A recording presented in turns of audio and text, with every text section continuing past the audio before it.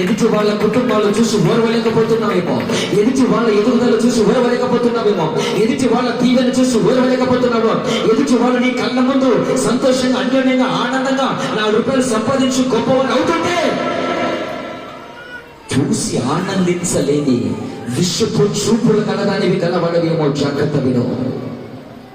నీ నాశనాలను ఒడిగట్టుకోవద్దు. నా దేవుడు నీతోనే మాట్లాడుతున్నాడు, నిన్నే హెచ్చరిక చేస్తున్నాడు. ఇతరులను పాడు చేయాలని చూస్తే, ఇతరుల కుటుంబాలను నాశనం చేయాలని చూస్తే, ఇతరుల సంఘాలను నాశనం చేయాలని చూస్తే, ఇతరుల ఆత్మీయ జీవితాన్ని పాడు చేయాలని చూస్తే, ఇతర పిల్లలు పాడైపోవాలని చూస్తే, ఆ శాపమ దరిద్రత మొట్టమొదటిగా నీకే కొట్టుకుంటారే ముసురు.